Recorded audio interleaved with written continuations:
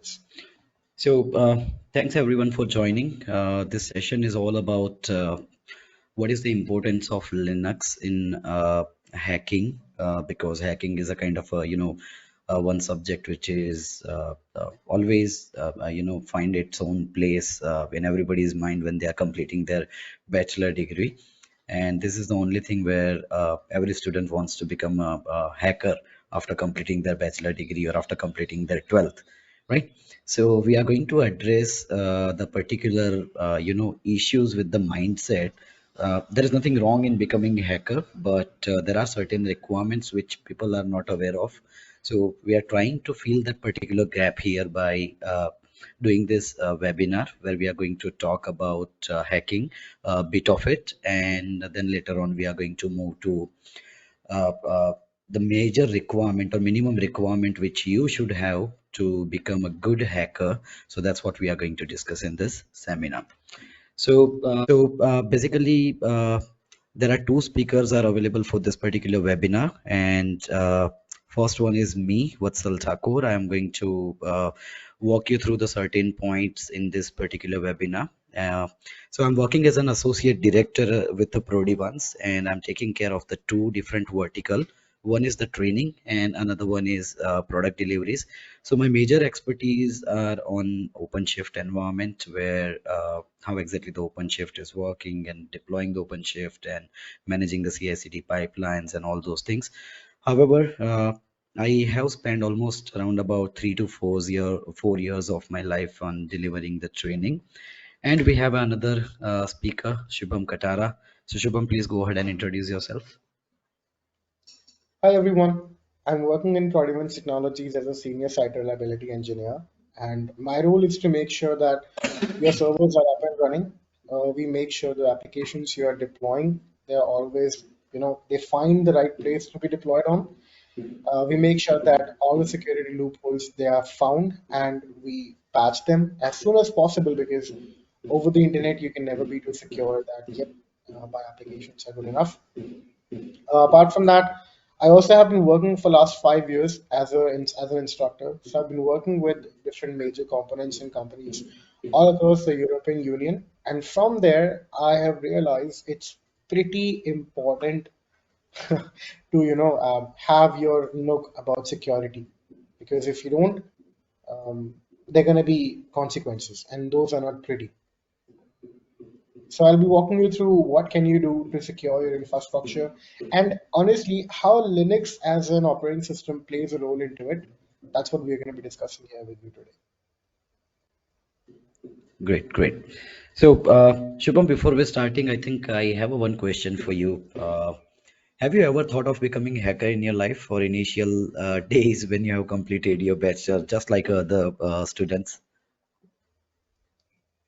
Yes, of course. Why would see for me when I was back in college, hacking was only about अच्छा इसका Facebook hack कर लेते हैं, because it would be fun. Right, right.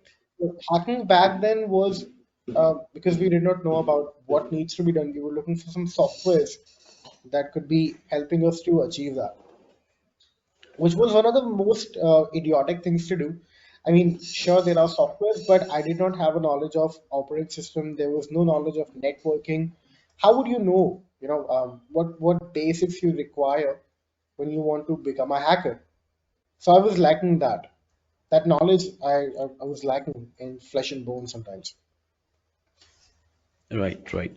So that is the story for almost everyone, right? When they are completing their bachelor degree and they wanted to become a hacker, and among those particular crowd, I'm also one of them. So when I have completed my 12th and I found that okay, hacking is something where I can go and hack anybody's Orkut, because I'm a kind of a that time student. So Orkut, Facebook, these are the things which we can go ahead and easily hack, and we will get to know the someone's password, and we will be able to chat with a lot of other friends who has been already connected with those people. So that was the kind of a mindset, and I have also started doing one of the course. I will not name that particular course, but they are making a hackers in only 5,000 rupees, and which was again as you mentioned properly, it's a completely idiotic things which I have also done. So, according to you, Shubham, what exactly the hacking is? How you can simplify the definition of hacking? See, anything that you should not have access to and you have access to it, that's not really hacking. It depends upon what do you want to do with that resource. For instance, one of the major things you need to be protected, or rather, if I want to define hacking, is you should not have unauthorized access of computer systems. Even if you gain it somehow, you should not be doing anything harmful to it. That becomes, a category of black hat or white hat hacking. That is a different story. It's a type of a different hacker who doesn't have any malicious or wrong intentions, bad intentions. So hacking is getting access to a resource, maybe in a company or outside the company that you should not have access to, and exploiting that resource to gain advantage to someone. For example, if I get somebody's WhatsApp chats, okay, and that person did not want it them to be public, maybe there is something sensitive. I can tell him that, what, give me some money or give me something what I need. Otherwise, I'm going to leak your chats to public. And that is where I've gotten the access using a wrong intention, and I'm planning to do something malicious with it. That's for me is hacking. For that, we could also be disrupting operating systems. We could harm the entire network completely, and that is a term I would like to coin when somebody says hacking. How would you define that?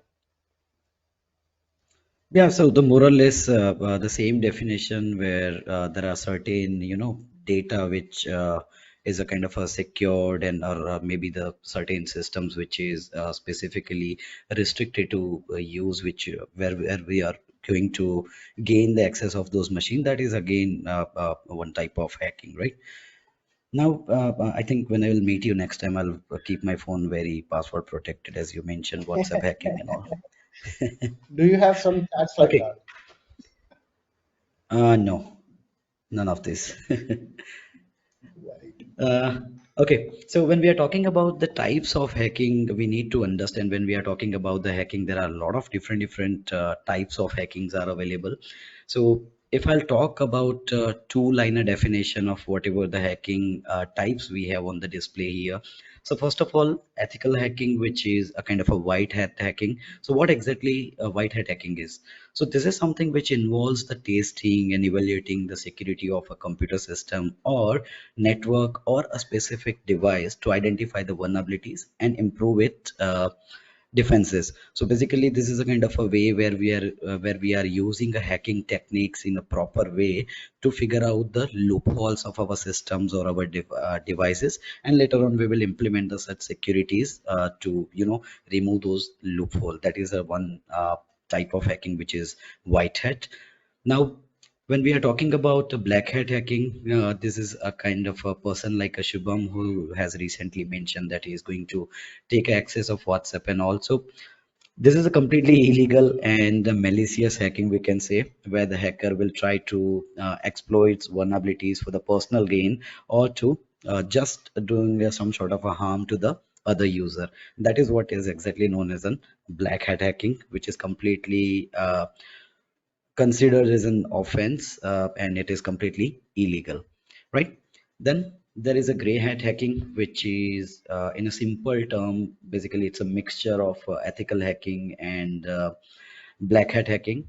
So where the hacker will may not have a malicious intent but still operates outside of the particular law, or if hacker wanted to do something to gain access, still his motive is not to hack something, but still he is doing it by passing the certain laws related to the security, and that's what known as something called gray hat hacking. Now, there is another type which is script kiddie, which is kind of another way of hacking. And this is again a mixture of both hacking and malicious hacking, where the hacker may not have a malicious intent. We can say that, sorry, uh, for the specifically script kiddie, this is another type of hacker where you use a hacker will use a pre-configured script, right? Just assume that I'm a completely newbie, I have no idea what exactly the hacking is, but still I wanted to do the hacking. So where what I'm going to do is I will just go to the Google, I will download some ready-made script to break the password of Wi-Fi, or I'll try to do something which I should not. Even I don't have any idea about what actually I'm doing, still I'm doing it. So that is known as a kind of a script kiddies.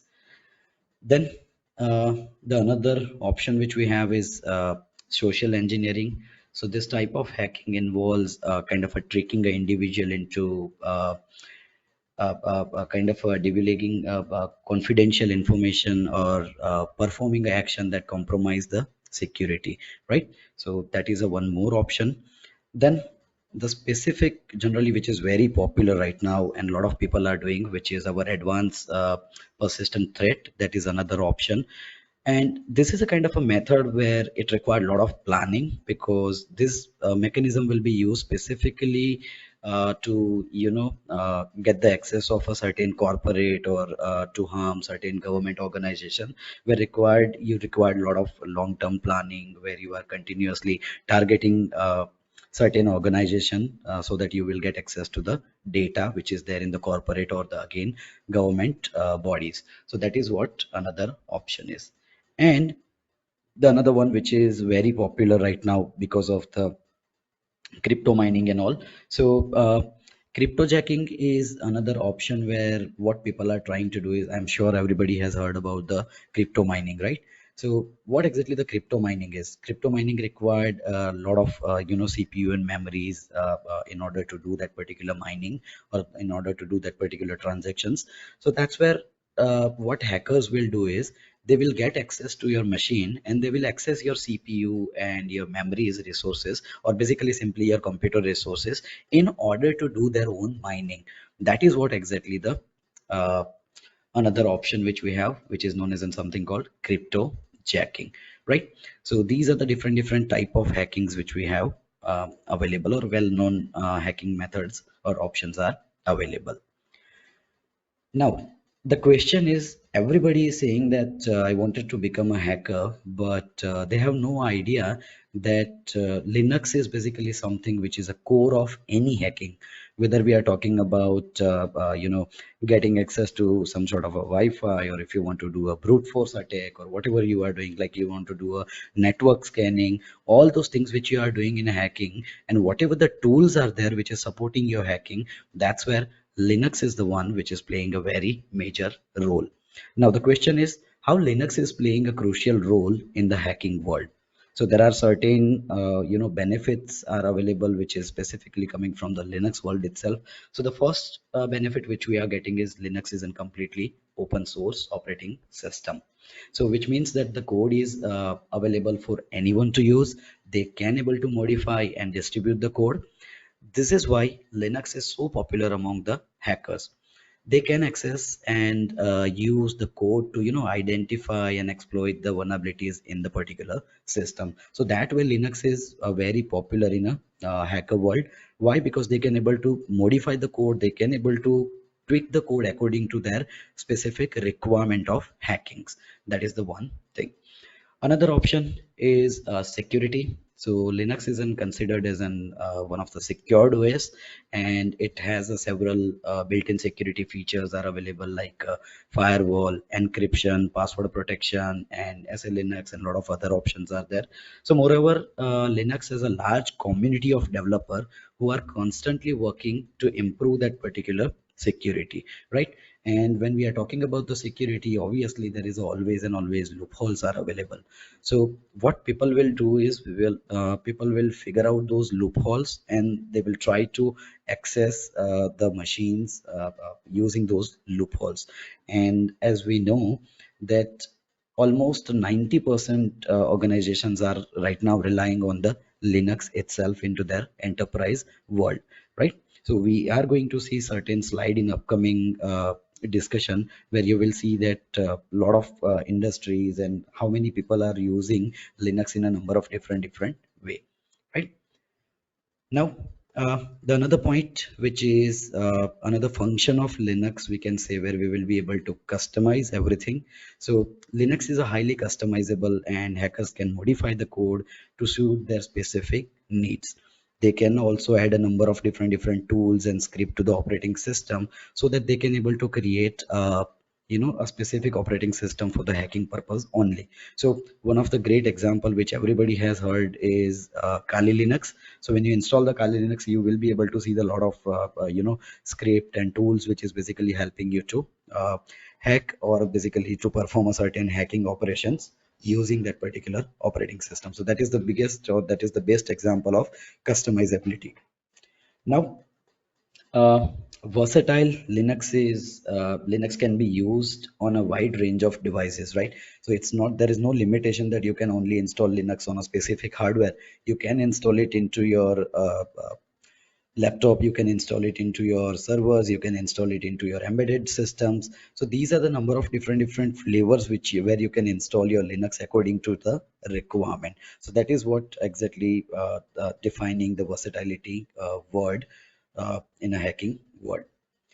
And another best option, I could say, which is really appreciated in the hacking world, which is the command line interface. So there are certain number of different tasks which is very important for hackers who need to perform the complex task quickly. Then they will definitely go with the command line interface only, because graphical environment is always a bit of laggy, and if you want to perform certain actions in a very quick time, then I think command line is the best option. And Linux is the one which is providing very powerful command line interface, which you can utilize to perform that particular action. Then the another benefit is community support. So Linux has a huge community support where you know large community developers and user who are always working to improve the OS capabilities and its security.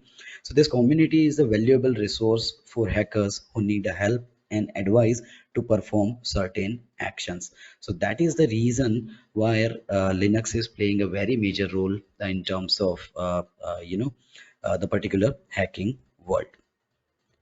Now, uh, Shubham, what is the role of Linux-based tool in a hacking according to you? What do you think? I think when we are talking about hacking, we first need an operating system, right? That could be Windows, it could be Linux, it could be actually anything. But the reason why Linux becomes so important is, as you said, that it provides a lot of distributions. For example, Windows is just Windows. I can use it. Only single type of Windows could be used for gaming. It could be used for your work. It could be used for video editing. There's only Windows 10, Windows 11. But when we talk about Linux, there are so many reasons of why you would want to use it. And the people who are working in the Linux community, they have created different type of operating systems as well. For example, you said, Kali, Parrot OS, which are related to pen testing. Pen testing is penetration testing. What companies usually do is they hire hackers or white hat hackers, or those kind of people. They say, okay, we have our company, we have our infrastructure, we will pay you, but you tell us what are the shortfalls in my organization. You try to hack me, I'm giving you an authority to hack me, okay, and then tell me where I can improve my security, so that if somebody from outside is doing the hacking, they will be using it for some wrong intentions. But because you are a white hat hacker, or you are doing the penetration testing, I will want you to I will be paying you to kind of give me an answer of how can I be making things better. The other thing is reverse engineering. What reverse engineering says is, if you have a software, and if you have a software, what you usually do is you do not know what's going on in the background. How was that created? If you, let's say, download an app from App Store or Google Play Store on your phone, those are generally safe. Okay. But usually what also happens is we have this something called a modded um, mod APK. Right. So a mod APK is an app which has been modified compared to the original one that you were getting from Google Play Store. And there are some websites who are giving you that software. Would you really be sure that if a person has modified, let's say I wanted 100,000 coins in a game and I have to pay for it in the original app, but this app is giving me for free? So how do I know that that person has only modified the code to give me those many resources in a particular game or some features for free? If they had access to the code, they could also be, making things bad for me. Maybe in the background, they will be sharing all of my photos while I would be playing the game. In the background, they may have written a code which is connecting to a remote server and sending my chat to someone. I don't know about it. So this is where reverse engineering really works well, and especially with Linux based tools, because it is all about coding. When you're working with softwares, when you are developing softwares, when you are modifying softwares, when you're writing scripts as well, you are coding. You have to know how to code base when you want to be a hacker. Otherwise, you're just known as a script kiddie. That somebody who was looking on how to hack Facebook, you got Facebook hat.exe file, you download it, you run it. Next thing you know, your own computer is compromised. So you need to be protected and you need to know how those softwares are working. That is where Linux comes into the picture, because Linux have these built-in tools that lets you be productive starting from day one on your journey for hacking. You don't have to go and download tons of different things. You can just start up a Kali Linux and you can start doing all of these things directly.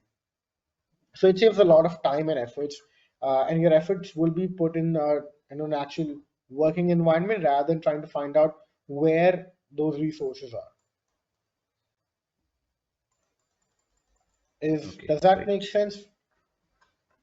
Yes, yes, definitely. So, if you ask me why you think that the Linux is important part of hacking or to become a cybersecurity expert, uh, if I'll say in a simple word, having a good understanding of Linux can be a very beneficial in the field of hacking and cybersecurity field, because Linux provide a wide range of tools and powerful scripting environment that are widely used in the field of hacking and security. So even if you look at whatever the standard hacking operating systems are available in the market, they all are Linux based. So knowing how to use those tools effectively and being familiar with the Linux operating system can provide a significant advantages in the identifying and migrating security threats, I guess. That should be my answer, because whatever the tools which we can see like aircrack, and there are a lot of other tools are available which is all Linux based, right? And they are so lightweight and smoothly running on the Linux environment. So if you know the Linux very well, then I think it will be much easier for you to even tweak the uh, standardized code, right? So according to you, Shubham, what do you think, what exactly the Linux is? So one of the major things that people have a problem, understanding is that Linux is not an operating system. It's more like, think about a car, for example. You have a car, okay, and that car has an engine. Now, there are different types of Maruti car which are available, but they have the same engine. So that is where Linux environment comes into the picture. That Linux is not a operating system, but it is rather a kernel. And the job of a Linux kernel is to make sure that all the other components of your Linux system or your Linux-based operating system are working. The memory is efficiently used. The CPU is given to proper applications. You are doing storage management. So that is where Linux as a kernel comes to the picture rather than an operating system. Operating system is like Red Hat, who has taken those kernels and created an OS out of it, which you can install. That is how I would like to, talk about it. Okay, okay. And when we are talking about importance of Linux, would you like to speak on these points? Yes, of course. So, see, one of the things that you might be coming from a background and you say, okay, Shubham, you know what? In Windows, we have activation key. We have support from different people. We have support from we have support from Microsoft. If anything goes wrong, we will be able to talk to them and they will help us. which I cannot deny, which is true. But the same thing that you get is on Windows, is on Linux as well. Of course, there are Linux, which is, we call it open source. It is free, but there are companies like Red Hat who have made softwares, who have made Linux only keeping servers in mind. So when they are keeping servers in mind, they mean business. And we cannot rely on free softwares when we are running a business, because if something goes wrong, how would I figure out what is the optimal solution for it? I will not be able to do so. So that's where security, reliability is absolutely critical. And Linux as an operating system, it works well. The servers that we are using, the web servers that we use, all of them run on Linux because it goes to months that they are not even restarted. So Linux servers are built to last longer. Okay. It is also, of course, secure. One of the reasons why people might have, you might have heard people saying, why is Linux so secure? It's not that Microsoft is less secure. We are not going to into that. We will not be going into this uh, comparison. But the reason why Linux itself is very secure is because it lets you define permissions on a very granular level. Who can do what at what time, on what file, and how can they use that particular file. Okay, all of that would be defined to a very, very smaller level when we talk about Linux. When we talk about customizability, one of the major components of Linux is it is open source. So as I said, there's only one Windows, but there are multiple Linux-based operating systems, and all of them are doing different tasks really. All of them are for different roles and responsibilities. If I want to play games, I have the source code of Linux. I can modify that according to my requirement to optimize it for gaming. If somebody else wants to do it for security, they have the source code and they can optimize it to have more tools installed, because again, using a tool is much more easier than writing your own software.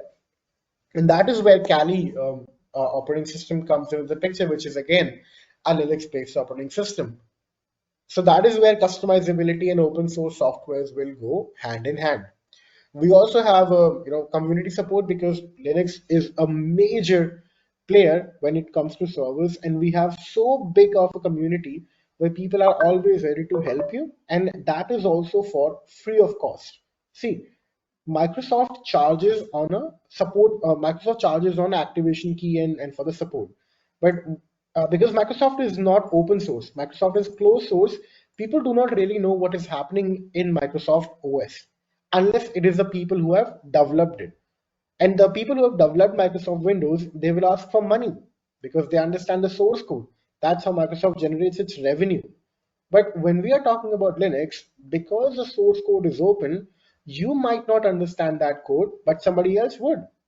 And you might not understand it, but somebody else would do that. And that is where people would be able to help you that, okay, I had the same problem a couple of days ago, and I know how to fix it. So this is where your answer.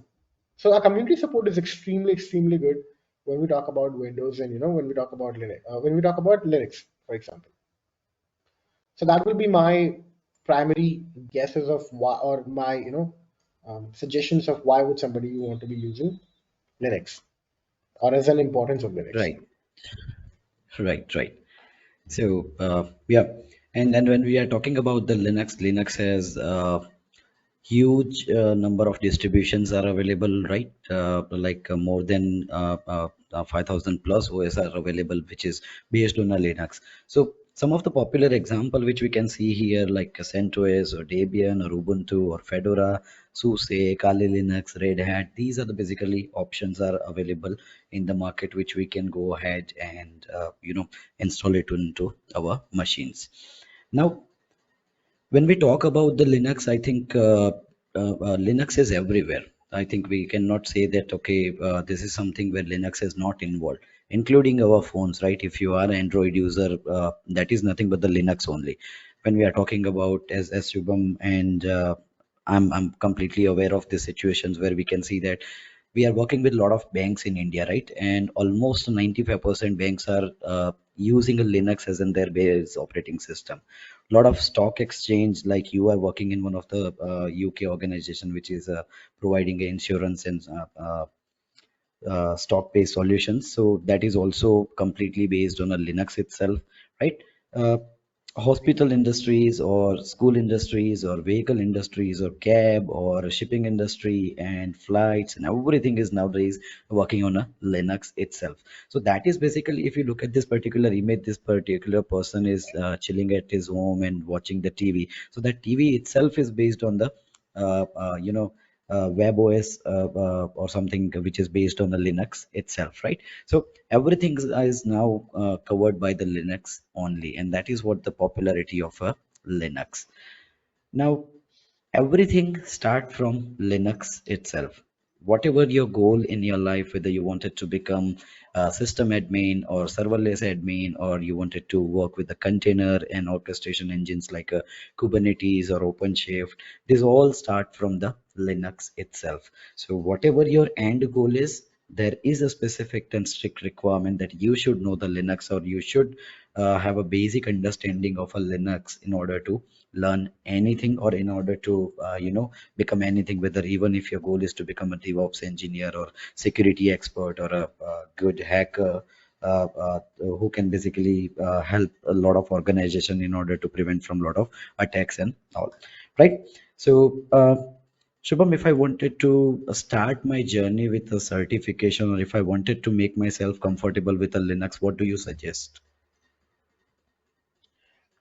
I would suggest, so I will not point it out as only for certification, but I would point out for the knowledge of Linux. You can start yourself as well. There is no problem. You just download an ISO from the internet and you start working onto it. There is no issues in it because it is open source, it is free. The problem that comes in when I tried it myself, it took me a lot of time. Not that because it was difficult, but because a lot of concepts were pretty new to me. And I did not have a guided path to kind of understand how I need to pursue when I'm learning something. So a structured way is absolutely important and it is needed. For me, Red Hat came as a picture because I started my journey with Red Hat as with RHCSA, Red Hat Certified System Administrator, and I owe to pretty much whatever I have gained in my financials, in my career advancements, I owe it to Red Hat Linux because I took the course and it helped me to achieve a job and actually be better at it. So that is where RHCSA extremely is helpful. And once you are down with RHCSA, you can always go to RHCE because you will not be only managing one single Linux system. You will be managing a bunch of them and managing them on scale. If I tell you, I work with a company that actually has 2 lakh servers managing, 2 lakh Windows or a combination of Windows and a combination of Linux systems, it becomes difficult to manage it one at a time. Maybe you wanted to install a new software update that, there was a problem with one of the softwares and you now want to install a latest one. How would you be installing that package, that software on 2 lakh systems? That becomes very difficult. So that is where automation comes to the picture, and RHCE helps you, which is RH294. But then again, you have to have the Linux knowledge. If you don't have the Linux knowledge, you will not be able to do all of these things at all. But if I'll ask you this question as an audience, that why should I do these Red Hat trainings? What is the benefit of it? So is there any speciality of Red Hat certifications which can help audience to start their Linux journey? See, absolutely. It makes a lot of sense why to go with a certification in your job. Think about it. If I come to a college as a recruiter, you were asking me as an audience, but let me talk to you as a recruiter. Okay, I come to a college and then 10 people are saying, "Sir, we know Java." And I say, I say that I only want to you, I only want people who know Java. I come to a college, I say I only want to have people who have a knowledge of Java, and they tell me about it, and I say, okay, you know Java, I say, this is the first person you know Java, good. Then come 10 more. Sir, we also know Java. And I say, okay, you also know Java. You have all told me you know Java very well. How do I trust you? Or for example, you go to a job and you tell them, sir, I am graduate. And they will say, okay, how do I believe you? What will you do? You will give them the degree, right? A degree is a proof from a respected entity, your college, that people recognize, that people know that, okay, yeah, this is a person who has a degree. He is passed in his, uh, graduate. He knows whatever he has studied. The same thing happens for certifications. Red Hat is a pioneer in Linux domain when it comes to the Linux domain, and Red Hat has got these exams that if you do, you are certified not from your college, not from your a small company, but a global organization which is Red Hat, and they say that, okay, you know what, I made an OS which was Red Hat Linux. This person has demonstrated his skills on Red Hat Linux, which a lot of customers are using, and that opens up your chances of getting a job, because wherever you will go, let's say if a company is using Red Hat and you tell them, sir, I am Red Hat certified, they will immediately recognize it. Once you give them your credential certificate, you show them everything, they will be, your chances of getting the job will be higher, because you know the product inside out that they are using in their workloads. So that is where certification is absolutely beneficial. That would be Right, right. my. And yeah. And another beauty of REDHAT certifications are they are doing that exam in a completely a hands-on way, right? So it's not a KBC type of exam where you have a multiple choice and you can just use your luck to clear that exam. Here it's a 100% hands-on, which will basically completely change the uh, way or experience of exam itself. And as an interviewer, we deliver interviews a lot of time, right? So if the person is Red Hat certified, then I think we can be able to trust that particular person. However, if they are certified on a number of other technologies, then we need to think about twice before hiring that particular person, or we need to validate his skill multiple times. Why? Because we know that how exactly those exams are happening, right? So Red Right, Hat because you certifications got learn their it, and you can learn it and you will be certified. right, But right. when it comes to Red Hat, you have to do it hands on. Otherwise, you will not get certified. So that is the beauty of, according to me, for Red Hat. Okay, Unless you okay. absolutely know what to do, you will not even pass the exam. Agree, agree. It's a Okay, so I challenge for think people. right. Uh, so I think we are done with our discussion, and if there is any question, feel free to put it into the chat box, or if you want to unmute yourself and if you want to ask any question, please go ahead. However, this recording is going to be uploaded on the Prodivance YouTube channel as well, so you can make your comment, and we will be happy to answer your question there as well, right? So I'll take a pause for 30 seconds and wait for your question. So, guys, if you have any questions, please let us know. We will be happy to help if any way possible we can.